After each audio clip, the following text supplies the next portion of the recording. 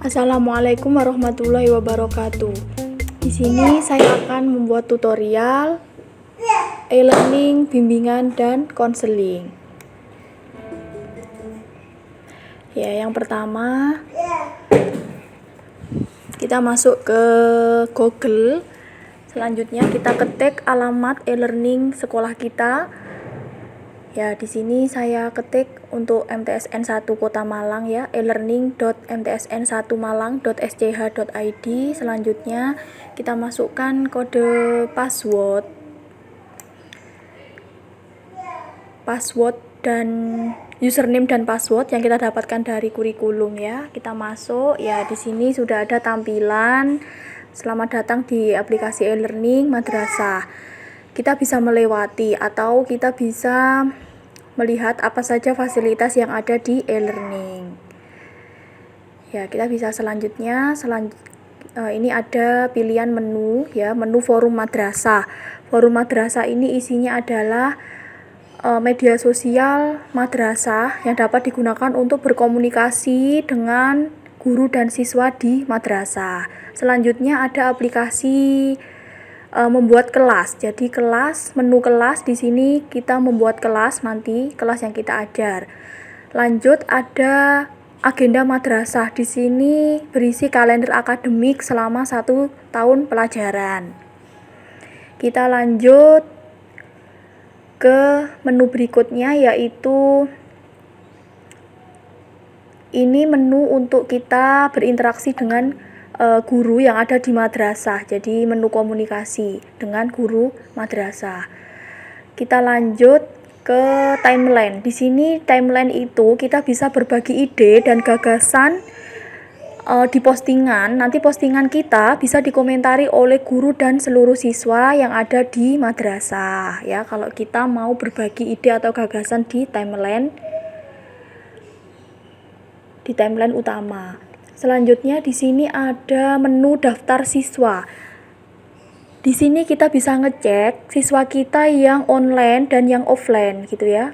Ya, di sini seluruh siswa dan ada daftar guru. Seluruh guru juga bisa terekam siapa yang online, siapa yang offline. Selanjutnya kita bisa ke menu lihat profil. Di profil ini kita bisa melihat profil kita ya.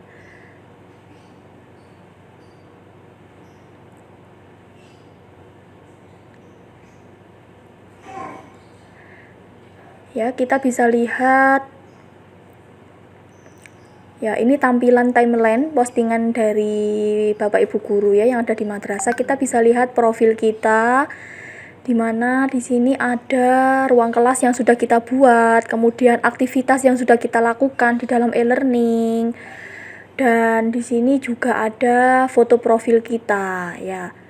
Kita bisa mengubah foto profil kita sesuai dengan keinginan kita ya. Bisa diklik gambar kamera, kita bisa mengupload foto dari komputer atau laptop kita.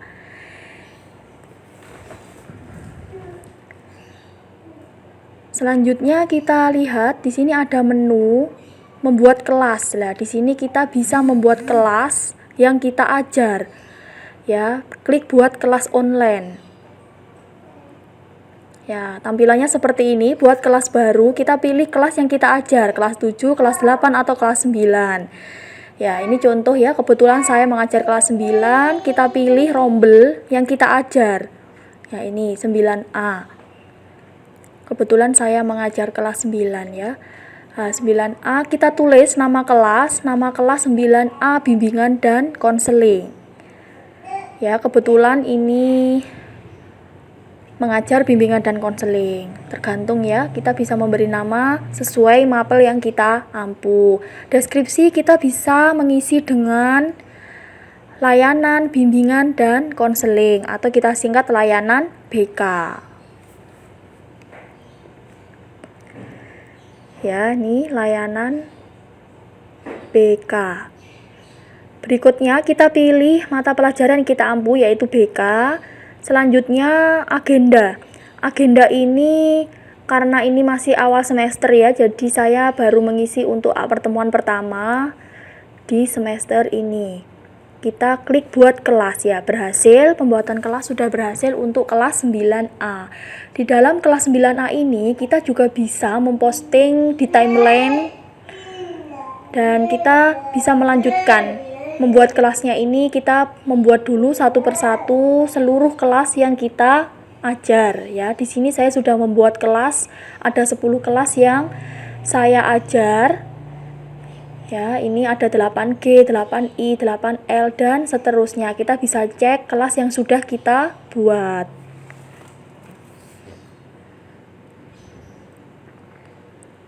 Ya, ini kelas yang sudah saya buat. Berikutnya kita bisa masuk ke dalam kelas satu persatu ya. Di sini saya masuk ke 8G. Di 8G ini, di sini ini ada timeline ya, timeline yang bisa kita memposting di situ. Kita sebelum ke timeline kita harus mengundang siswa terlebih dahulu untuk masuk ke kelas yang sudah kita buat ya. Di sini kelas 8G kita klik undang siswa ya. Kemudian kita gabungkan semua siswa. Pastikan seluruh siswa sudah tergabung ya. Jangan sampai ada yang terlewat. Ada siswa yang belum bergabung. Ya, kita bisa mengundang semuanya untuk masuk ke dalam kelas kita ya. Kalau semuanya sudah masuk kelas 8G. Berikutnya ya, ini kita bisa mengisi ya. Yang pertama ini mengetahui memahami orientasi belajar di kelas 8. Karena pertemuan pertama ini materi yang saya berikan adalah orientasi belajar di kelas 8. Kita isi di sini sesuai dengan tujuan pembelajaran yang ada di RPL ya. Dari RPL yang sudah kita buat, kita bisa masukkan ke dalam e-learning. Mengetahui memahami orientasi belajar di kelas 8. Berikutnya untuk keterampilan juga sama, kita isi.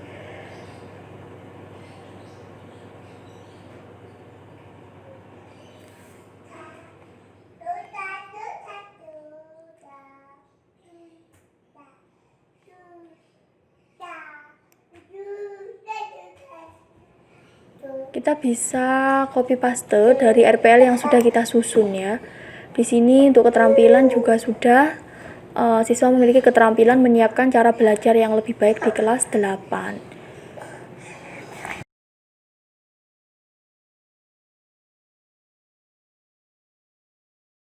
Ya, pastikan kita sudah simpan. Setelah kita mengisi standar kompetensi, kita selanjutnya bisa membuat yaitu orientasi belajar di kelas 8. Kemudian kompetensi inti kita tinggal klik aja pengetahuan. Sudah bisa kita pilih dari isian kita di standar di kompetensi dasar tadi ya, sudah bisa kita langsung pilih.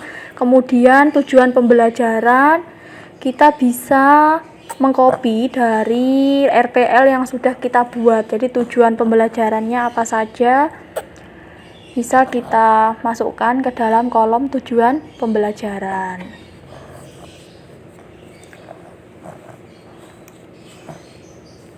Selanjutnya metode kita menggunakan apa, bisa diskusi atau mungkin ceramah, tanya jawab ya.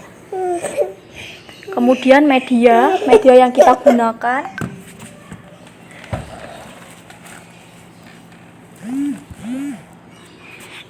media bahan ajar atau sumber belajar kita. Bisa dari buku,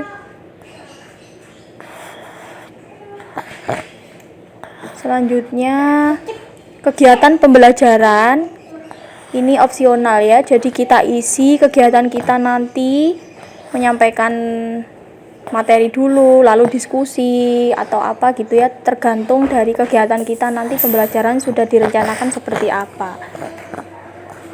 Berikutnya yang terakhir ada kolom penilaian. Di penilaian ini kita isi nanti kita penilaiannya seperti apa, bisa melalui observasi, kemudian pemberian tugas. Nah, kita isi.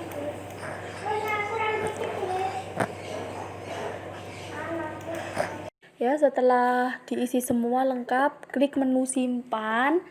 Selanjutnya, ya ini tampilannya ya setelah kita membuat rencana pembelajaran. Di sini sudah bisa kita cek RPL yang sudah kita buat. Ya seperti ini tampilannya. Selanjutnya kita bisa mengupload bahan ajar ke dalam e-learning. Ya di sini kita klik bagikan bahan ajar. Selanjutnya kita bisa mengupload dari komputer. Ya, pilih bahan ajar, bisa PPT, PDF.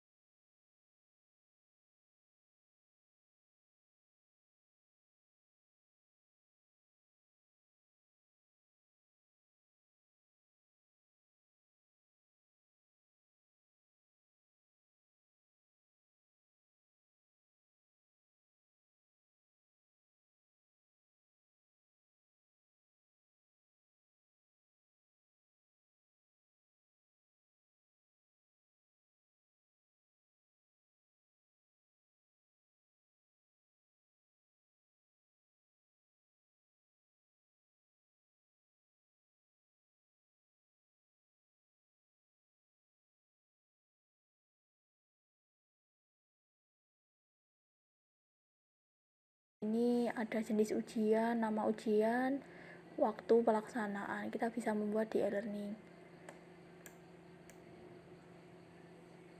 Ini kalender pertemuan kita dengan siswa. Ya, mungkin itu terkait dengan e-learning, bimbingan dan konseling. Semoga bermanfaat. Wassalamualaikum warahmatullahi wabarakatuh.